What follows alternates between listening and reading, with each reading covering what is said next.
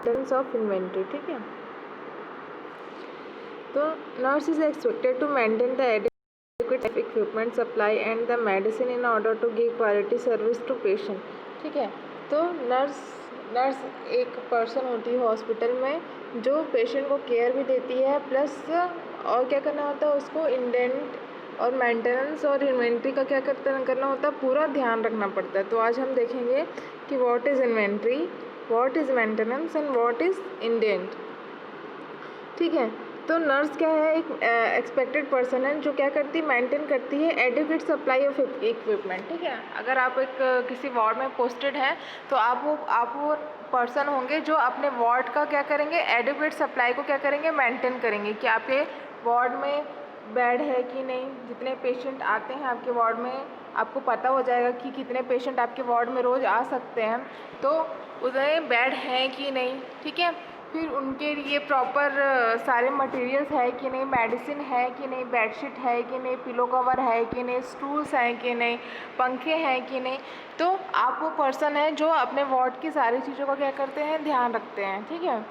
And the medicine in order to give the quality service of the patient to the patient, ठीक है। तो आप वो person हैं जो क्या करते हैं, ये सारी चीज़ों का ध्यान रखते हैं, जिससे आप क्या कर सकते हैं, अपने पेशेंट को क्वालिटी ऑफ सर्विस दे सकते हैं, ठीक है। तो आपको अपने वार्ड में मेडिसिन रिक्वायरमेंट का भी पता होना चाहिए, मेडिसिन अभी ख़त्म होने वाले तो मेडिसिन को कभी मंगाना है, या मेडिसिन ओवर स्टॉक है तो मेडिसिन इस बार कम मंगवाना है। वैसे मटेरियल आपके पास कौन कौन से मटेरियल की अभी नीड है, आपको कौन कौन से मटेरियल मंगाने हैं, आपके कौन कौन से इक्विपमेंट चल रहे हैं या फिर ख़राब हैं तो उसको आपको बायोमेडिकल में देना है जो मशीन प्रिपेयर करते हैं, ठीक है।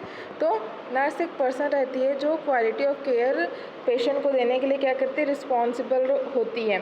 तो क्वालिटी ऑफ केयर तो आप अपने मन से नहीं दे सकते, आपके पास सारी चीज़ें अवेलेबल रहेंगी तभी आप अपने पेशेंट को क्या कर सकते हैं, क्वालिटी ऑफ केयर प्रोवाइड कर सकते हैं। तो नर्स एक रिस्पॉन्सिबल पर्सन होती है जो क्या करती है, मेंटेन करती है adequate supply of equipment, medicine और सारे नीडी चीज़ों का जो उसके वार्ड में रिक्वायरमेंट है और जो पेशेंट के केयर के लिए रिक्वायर्ड है। The nurse should ensure and control the right supply at the right place and in the right quantity, ठीक है। तो नर्स को इंश्योर करना चाहिए कि जो भी उसको चीज़ें चाहिए उसको कंट्रोल वो करे, ठीक है, कि वो सही, उनका सप्लाई सही तरीके से हो, सही जगह पे हो और सही क्वांटिटी में हो। जैसे कि आपके पास एक बर्न पेशेंट है, ठीक है, पर बर्न पेशेंट की ड्रेसिंग के लिए आपके पास बैंडेज नहीं है, तो आप उस पेशेंट को क्वालिटी ऑफ केयर दे पाएंगे क्या, नहीं दे पाएंगे।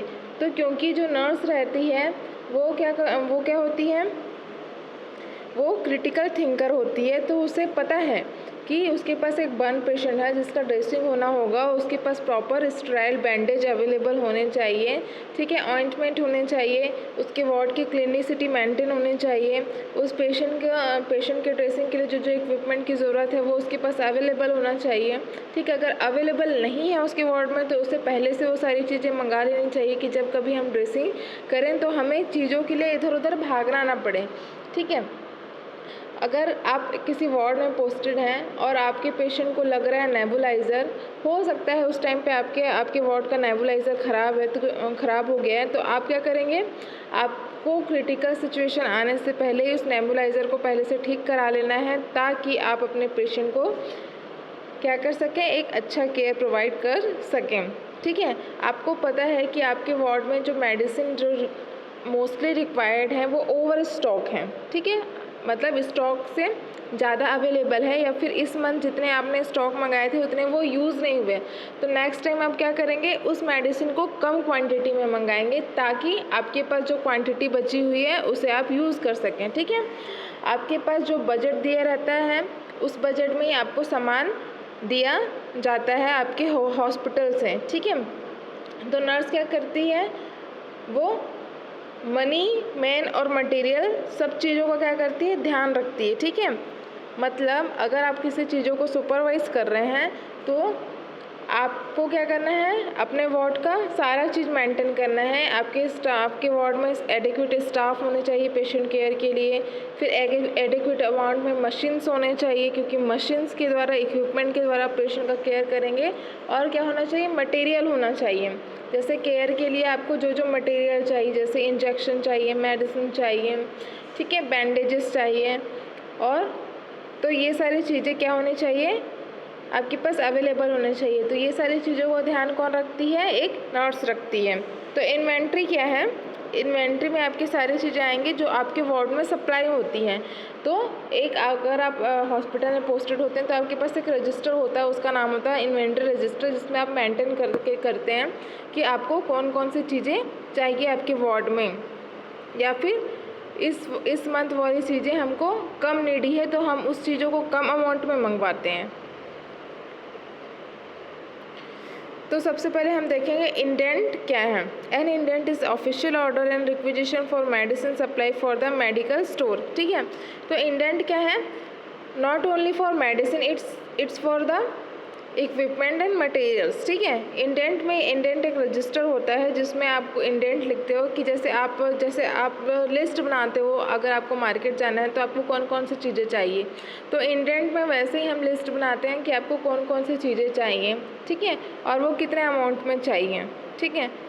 तो ये होता है इंडेंट। एक क्या है, एक ऑफिशियल और रिक्विजिशन है, requisition of medicine and supply for the medical store. The nurse acquire the equipment and supply based on need estimation, ठीक है। तो ये जो नर्स रहती है, ये सारे जो लिस्ट बनाती है, ठीक है, वो किसके बेस पे बनाती है, बेस्ड ऑन सप्लाई, ठीक है, कि कितना ये सारी चीज़ें उसके वार्ड में कितनी यूज़ होती हैं और कौन कौन से इक्विपमेंट यूज़ होते हैं। जैसे आईसीयू के लिए हमको क्या चाहिए, वेंटिलेटर चाहिए, सिरिंज पंप चाहिए, ठीक है, इन्फ्यूज़न पंप चाहिए, पर जनरल वार्ड के लिए क्या हमको ये सारी चीज़ें चाहिए, नहीं। तो हम लोग क्या करते हैं, अपने वार्ड के नीड के हिसाब से इक्विपमेंट और जो सप्लाई मटेरियल है उसका हम क्या करते हैं, एक लिस्ट बनाते हैं, उसे हम बोलते हैं इंडेंट, ठीक है।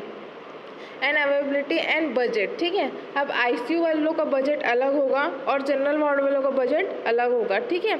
तो हम लोग बजट के बेस पे भी क्या करते हैं, इंडेंट बनाते हैं।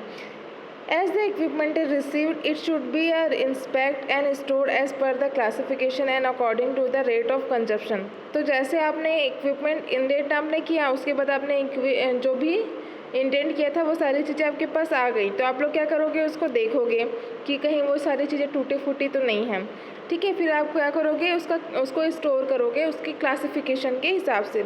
जैसे कि आप सारी चीज़ों को एक ही अलमारी में रख देते हो कि आपके अलमीरे में जो कपड़े होंगे आपके, वो सब एक ही ड्रॉ में रख देते हो क्या, नहीं। आप लोग उसको क्या करते हो, उसको अरेंज करते हो ताकि जब कभी आपको ज़रूरत मिले तो वो चीज़ ईजिली मिल जाए।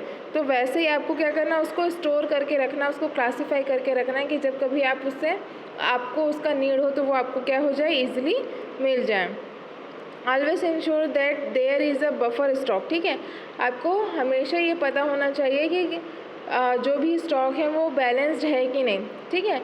जैसे कि आपने बहुत सारे सिरिंज मंगा लिए हैं और पहले से ही आपके पास बहुत सारा सिरिंज है, तो जो आपने पहले मंगाया है आपने उसको यूज़ ही नहीं किया और आपने नए सिरिंज मंगा लिए, तो ये क्या है, टोटल वेस्ट ऑफ बजट है, ठीक है।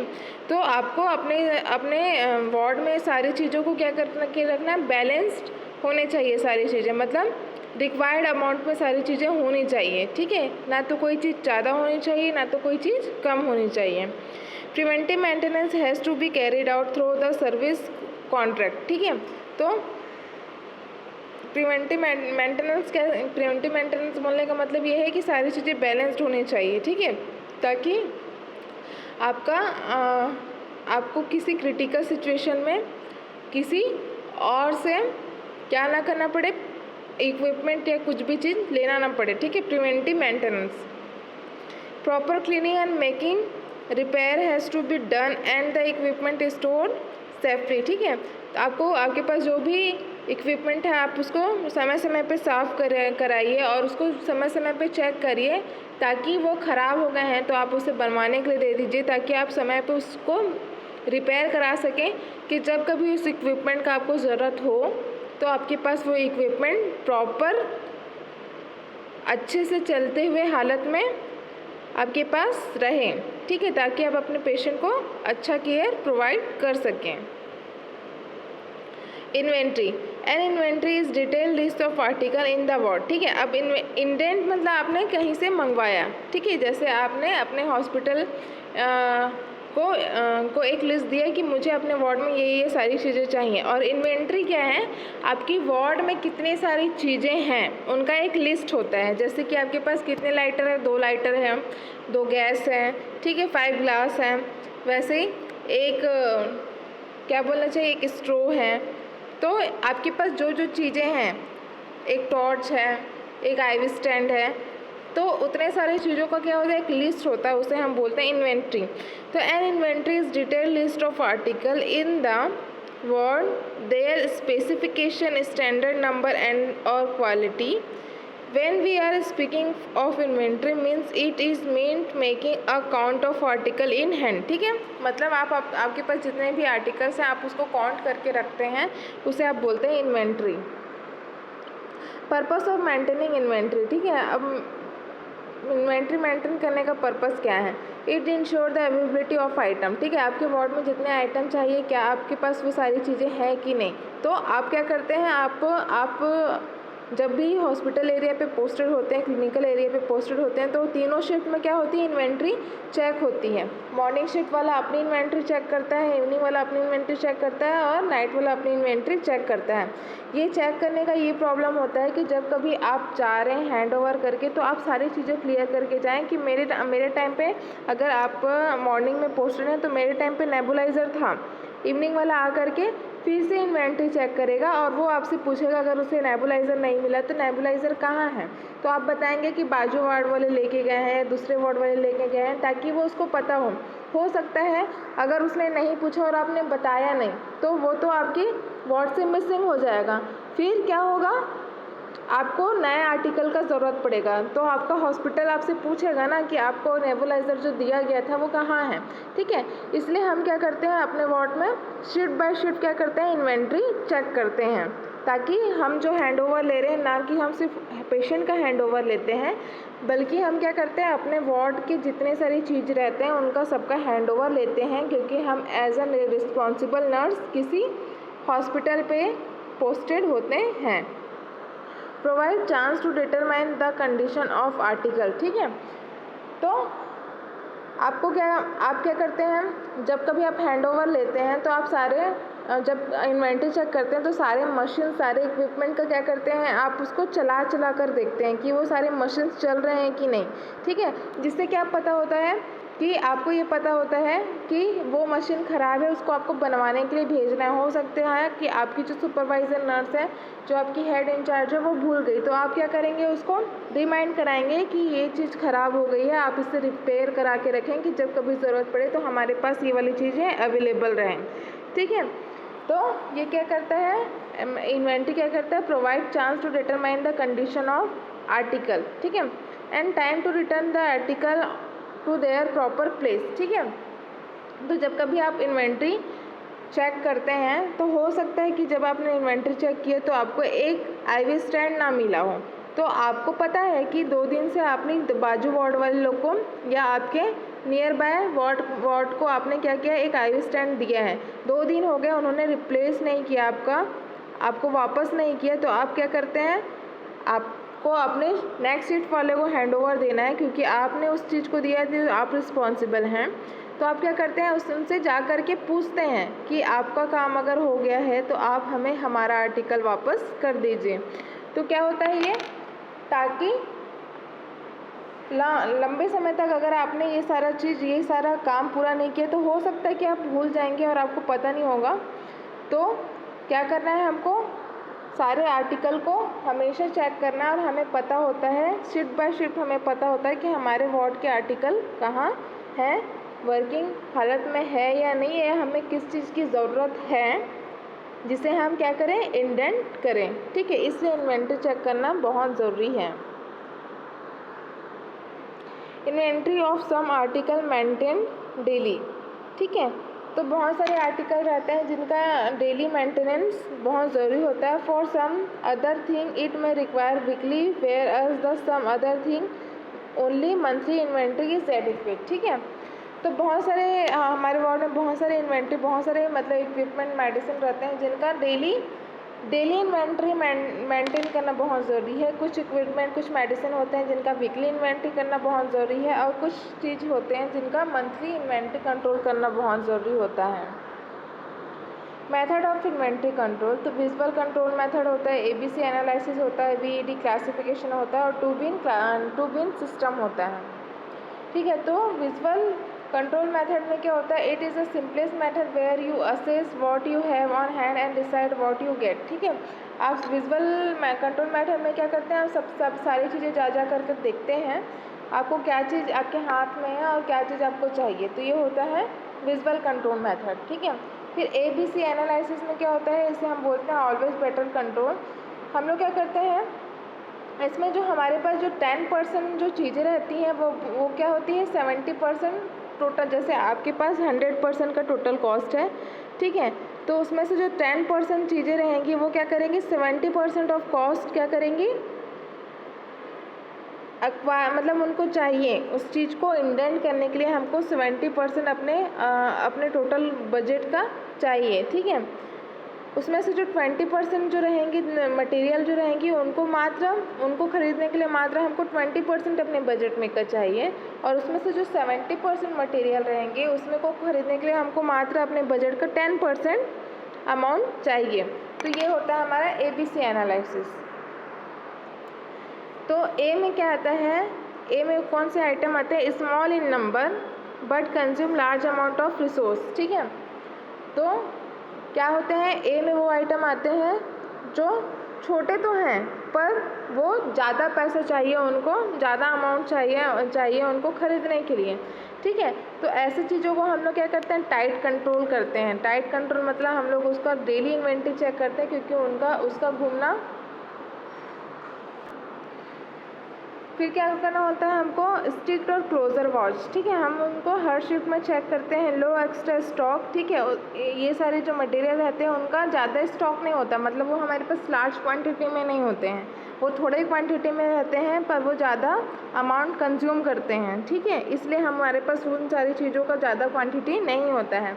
Manage by top management. ठीक है, तो ऐसे जो थिंग्स रहते हैं, जो मटेरियल, जो इक्विपमेंट रहते हैं, उसको कौन करता है, हमारा टॉप मैनेजमेंट मैनेज करता है। ठीक है, टॉप मैनेजमेंट मैनेज करता है मतलब आपको तो वो चेक करना ही है, पर आपके जो हेड नर्स होंगी, जो आपके सुपरवाइज़र होते हैं, वो भी सारी चीज़ों को क्या करते हैं, चेक करते हैं। बी आइटम, ठीक है, तो ये जैसे हमने पढ़ा 20% रिक्वायर्ड, 20% बजट। ठीक है, तो इनका मॉडरेट कंट्रोल होता है, रीजनेबली स्ट्रिक्ट वॉच कंट्रोल होता है, मॉडरेट सेफ्टी स्टॉक होते हैं, manage by middle level management. ठीक है, फिर हम देख रहे हैं C item, large in number but consume lesser amount of resource. ठीक है, तो ये बोल रहे हैं कि ये बहुत ज़्यादा नंबर में रहते हैं पर ये इनको खरीदने के लिए हमको कम बजट का रिक्वायरमेंट होता है। ठीक है, जैसे ये 20% इनका 70% ही हैं, पर इनको खरीदने के लिए हमको 10% ही बजट रिक्वायर्ड होगा। तो जैसे कि हमारे पास बैंडेजेस हो जाते हैं, सिरिंज हो जाते हैं, ये सारे क्या हैं, हमारे पास बहुत ज़्यादा नंबर में रहते हैं पर इनको खरीदने के लिए हमको कम बजट लगता है। ठीक है, ऑर्डिनरी कंट्रोल मेजर है, purchase based on uses estimated and high safety stock होते हैं। VED एनालिसिस, ठीक है, तो वाइटल, ठीक है, shortage can not be tolerated. ये सारे जैसे वेंटिलेटर हैं, ठीक है, इनका शॉर्टेज आप टॉलरेट कर सकते हैं क्या अपने हॉस्पिटल में, नहीं। एसेंशियल, इनका शॉर्टेज थोड़े समय के लिए आप क्या कर सकते हैं, टॉलरेट कर सकते हैं। ठीक है, तो इसके लिए आपके पास हो सकता है IV स्टैंड। ठीक है, IV स्टैंड आप ले सकते हैं, थोड़े समय के लिए आप टॉलरेट कर सकते हैं पर आप लॉन्ग समय के लिए ये टॉलरेट नहीं कर सकते हैं। Desirable, shortage will not be adversely affect. ठीक है, जैसे कि अब यहाँ पर आप ले सकते हैं, बैंडेज ले सकते हैं। ठीक है, और क्या ले सकते हैं आप, टेबल्स ले सकते हैं, तो ये सारी चीज़ें क्या हो सकती हैं, पेशेंट के केयर को अफेक्ट नहीं कर सकती हैं। तो ये क्या है, shortage will not be adversely affect but may be using more resources, they must be strictly स्क्रूटिनाइज्ड।